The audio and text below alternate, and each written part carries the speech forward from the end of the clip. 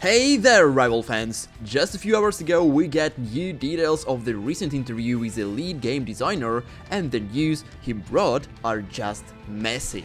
With full access to Marvel's history, including its comics, the MCU and previous games, Chan confirms that NetEase still has more characters to reveal ahead of the launch. But it's not just the most well-known heroes that will be coming to the rivals, with the director saying every hero has their parallel universe, and the heroes from the different universe can join our game.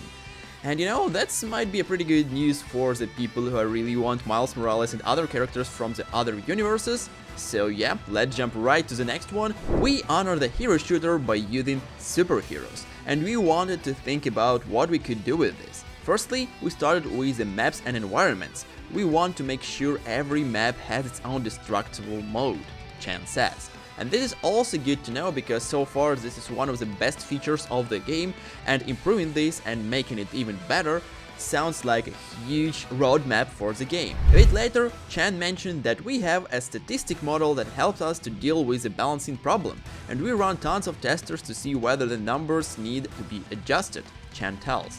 We also have tests to manipulate what happened when beginner players use a character, and we have super good players in our team to replicate the pro players. In-house testing isn't the only way Marvel Rivals team is dealing with the data though. Chan mentioned that recent betas received like 100,000 pieces of feedback from players. Something the team will carefully consider to see whether they can help us to improve our game. Alongside any balancing issues, these betas measures player satisfaction of way of the survey, which I'm pretty sure you completed if you played beta test or alpha test, with results reportedly determined that 70% of players would recommend Marvel Rivals, giving the game an average score of 4.5 or even 5 out of 5. And this is huge because it seems like developers take the feedback really seriously, especially with the 100,000 feedback pieces from the players, and it's really good to know that. Our plan when we got the IP was to take this game from the beginning. It has always been quite firm. We are making a 6v6 superhero team building game. We are making a PvP game. A story mode is not included in our plans or roadmap, he says. The reason for this? Our team really likes Rivals and competitive game modes, so we wanted to inject that kind of style of feature and Marvel Rivals into that kind of a game. So, as we see guys, we won't get the PvE mode at least for now, which confirms that Doctor Doom is actually gonna be playable character most likely, and this is amazing for people like me.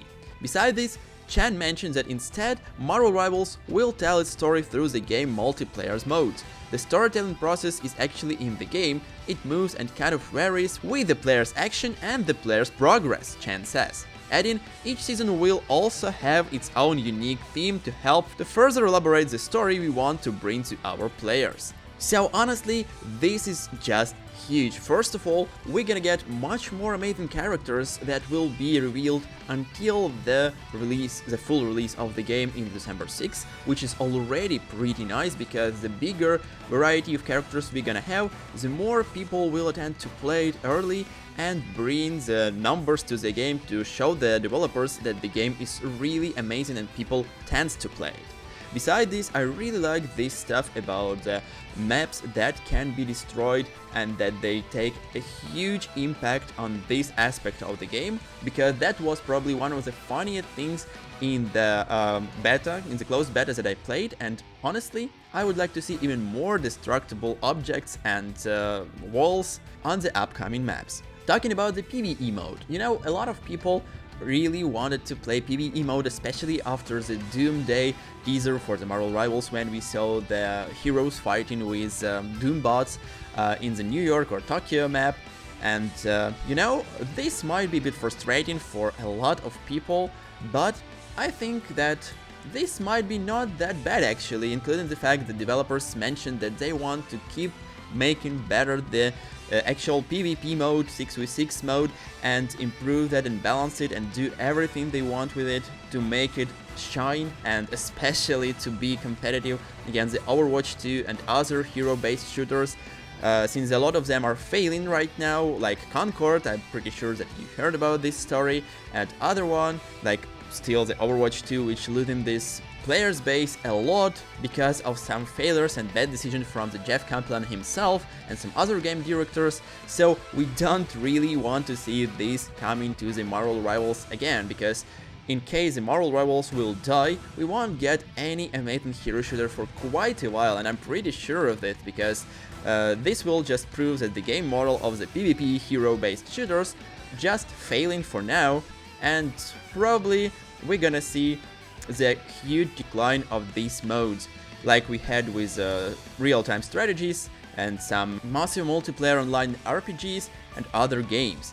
So I think that focusing on heroes and huge balancing is really the key, especially with reading and implementing all the feedback from the players, which obviously should be reasonable.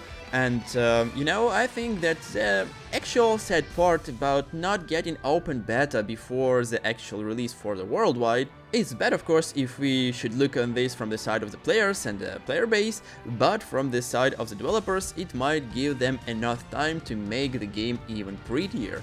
And honestly, I can't request more from the developers than just making a stable, amazing and fun to play game at the first place. Also, I'm quite concerned about the monetization system of the game.